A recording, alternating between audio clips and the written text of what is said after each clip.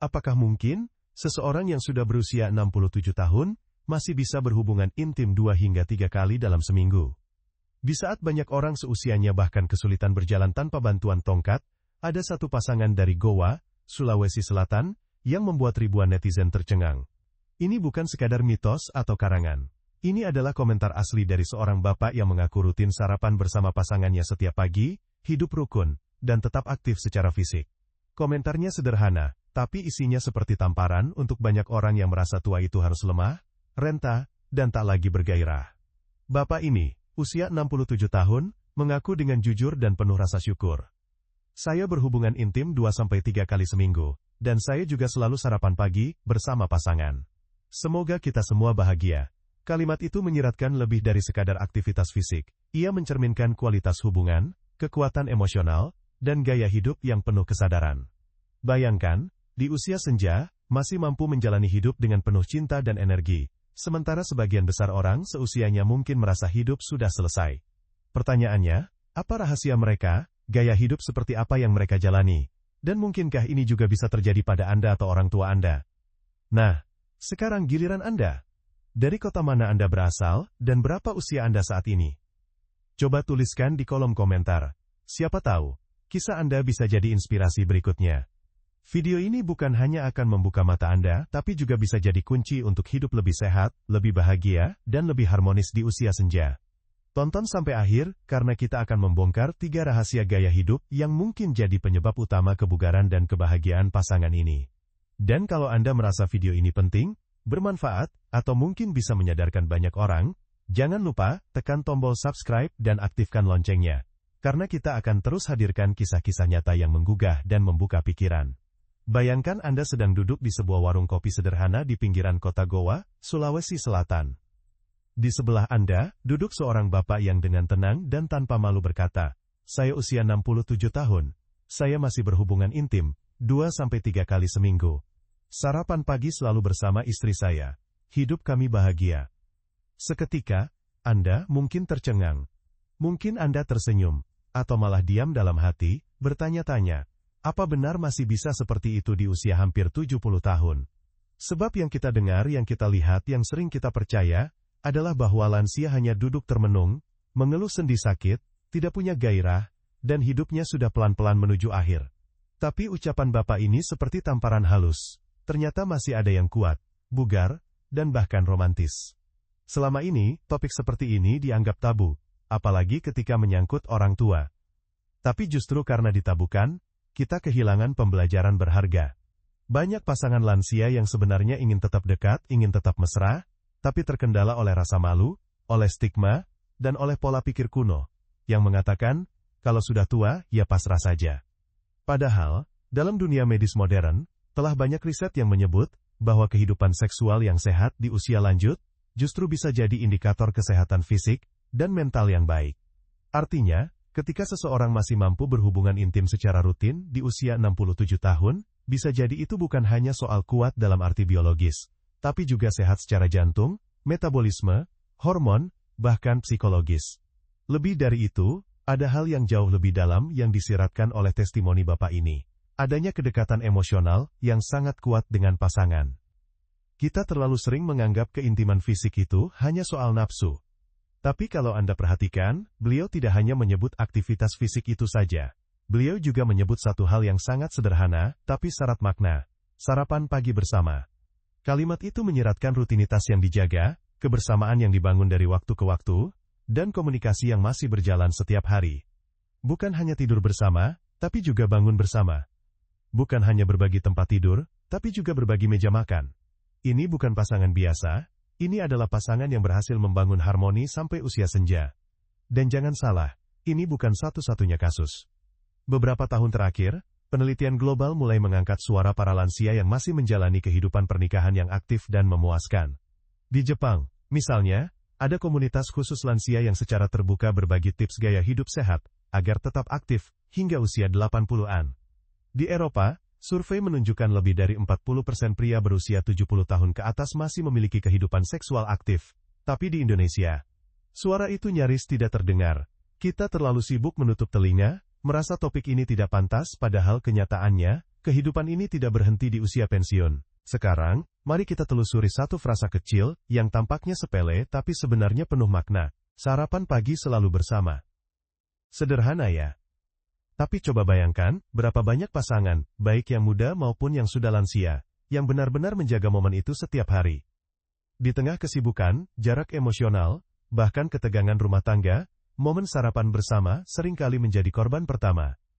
Dan bagi pasangan dari goa ini, sarapan bukan hanya soal makan pagi, tapi ritual harian yang mempererat batin, membuka percakapan, membangun keintiman. Itulah salah satu fondasi kuat yang mungkin membuat mereka tetap romantis, dan tetap harmonis sampai usia 67 tahun.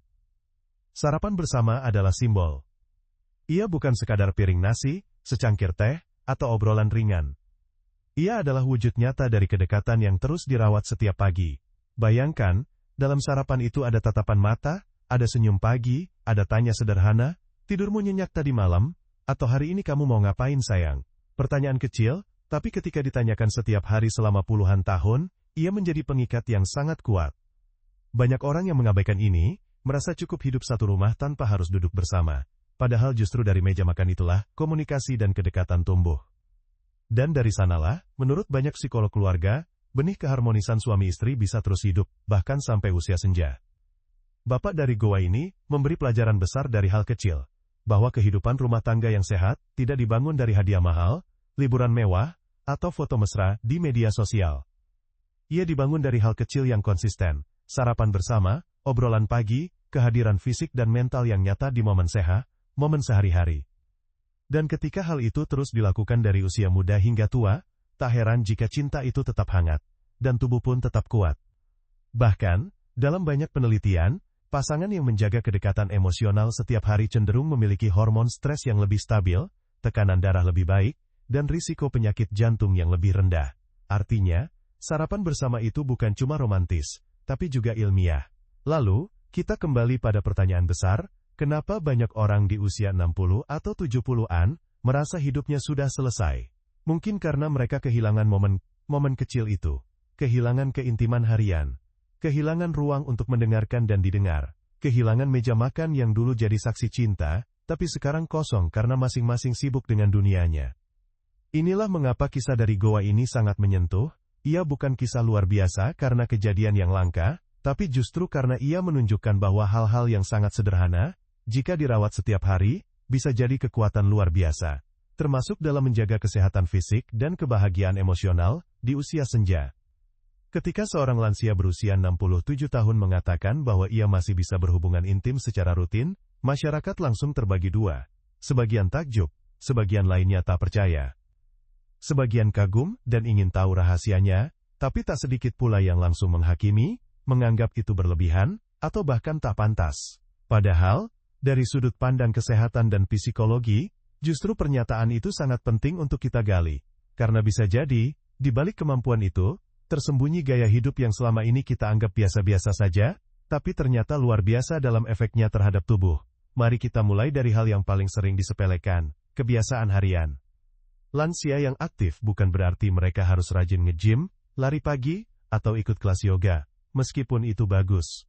Tapi banyak dari mereka yang hanya menjaga ritme hidup yang konsisten, bangun pagi di jam yang sama, tidur cukup, makan teratur, berjalan kaki ringan setiap hari, dan tetap terlibat dalam aktivitas sosial atau spiritual.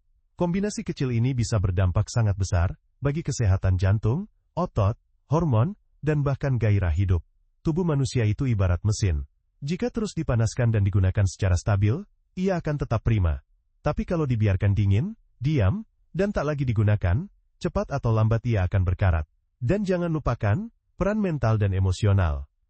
Banyak orang lupa bahwa gairah hidup bukan hanya ditentukan oleh kondisi fisik, tapi juga oleh semangat, oleh tujuan, oleh rasa sayang.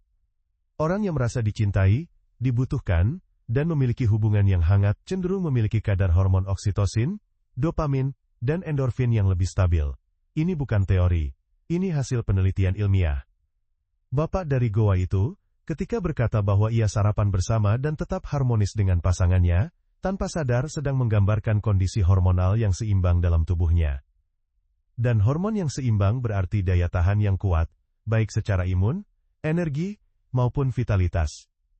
Ada banyak hal kecil yang selama ini kita anggap tidak penting, tapi justru sangat menentukan kekuatan fisik di usia senja. Misalnya, tidak makan berlebihan menjelang malam, tidak sering begadang, menghindari stres berat, tidak terlalu sering duduk diam seharian, dan tentu saja, tidak merasa hidupnya sudah selesai. Karena begitu seseorang merasa hidupnya sudah tidak ada artinya, maka pelan-pelan tubuh akan kehilangan semangat. Nafsu makan menurun, energi menurun, imun menurun. Dan akhirnya, gairah hidup pun ikut padam.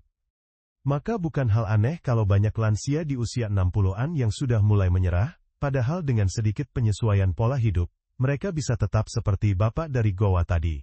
Sehat, aktif, dan tetap punya cinta yang hangat. Namun ada satu pertanyaan besar yang perlu kita jawab bersama, kenapa topik seperti ini jarang dibicarakan?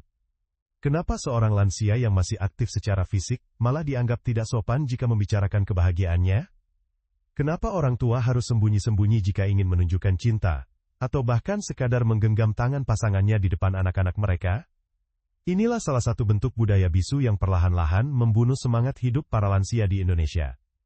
Kita terlalu sibuk menjaga kesopanan luar, tapi melupakan bahwa dalam hati mereka juga ada cinta, ada hasrat, ada kerinduan yang tak pernah pensiun. Banyak lansia yang akhirnya memilih diam, memendam keinginan untuk tetap dekat dengan pasangannya, karena takut dianggap tidak tahu usia. Padahal tubuh mereka masih mampu, hati mereka masih ingin, dan jiwa mereka masih menyala. Mereka hanya butuh ruang untuk bicara, untuk didengar, dan untuk diterima apa adanya. Bayangkan betapa sunyinya dunia seorang lansia yang tidak lagi bisa memeluk, tidak bisa memeluk balik, bahkan tidak bisa mengatakan, "Aku rindu kamu," hanya karena takut dikira aneh oleh anak cucu. Maka ketika seorang bapak dari goa berani bicara, mengatakan dengan jujur bahwa ia masih aktif bersama pasangannya, itu bukan hal sepele. Itu bentuk perlawanan lembut terhadap budaya diam. Saatnya kita buka mata dan buka ruang, bahwa menjadi tua, bukan berarti berhenti mencinta. Bahwa usia bukan penjara, bagi gairah dan kebahagiaan. Justru banyak pasangan yang di masa mudanya tidak sempat saling mengenal lebih dalam, karena sibuk mencari nafkah, lalu ketika mereka pensiun dan punya banyak waktu, disitulah cinta mereka benar-benar tumbuh dan bersemi. Tapi seringkali mereka tidak berani menunjukkannya. Maka, jangan heran kalau banyak lansia yang diam-diam menderita, bukan karena sakit fisik, tapi karena kesepian emosional. Karena tidak punya siapa-siapa yang bisa mereka peluk tanpa rasa bersalah. Karena merasa cinta itu sudah tidak pantas lagi. Di video ini, kita mencoba mematahkan stigma itu. Bukan dengan cara vulgar atau memaksa, tapi dengan menunjukkan fakta-fakta dan suara hati yang selama ini dipendam. Bahwa menjadi tua, bukan berarti menjadi kaku. Bahwa kebahagiaan di usia 67, 70, bahkan 80 tahun, bukan hanya mungkin, tapi seharusnya menjadi tujuan. Kisah bapak dari goa ini adalah contoh nyata, bahwa dengan sedikit keberanian untuk bicara, sedikit kesetiaan pada rutinitas harian, dan sedikit rasa syukur dalam cinta yang sederhana, hidup di usia senja bisa jadi sangat indah. Dan kalau Anda yang menonton video ini juga merasa bahwa topik seperti ini penting untuk dibicarakan lebih luas, bahkan untuk orang tua Anda sendiri, atau mungkin, Anda yang kini memasuki usia 50-60 tahun, maka mari bersama-sama kita ubah cara pandang kita terhadap lansia. Jangan bungkam mereka. Jangan anggap cinta mereka aneh. Jangan batasi pelukan mereka. Tapi berikan ruang, dengarkan cerita mereka, dan biarkan mereka menjadi tua, dalam keadaan dicintai, dan mencintai sepenuhnya. Dan dari kisah sederhana ini, kita belajar bahwa usia, bukanlah batas bagi cinta, kebahagiaan, atau semangat hidup. Selama kita masih bisa saling menyapa di pagi hari, masih mau duduk bersama di meja makan, dan masih punya ruang untuk saling peluk, maka hidup di usia senja, tetap bisa terasa hangat dan penuh makna. Semoga kisah ini membuka mata, melembutkan hati, dan memberi harapan bagi siapapun, yang merasa bahwa cinta hanya milik mereka yang muda. Karena sesungguhnya, cinta tak pernah menua.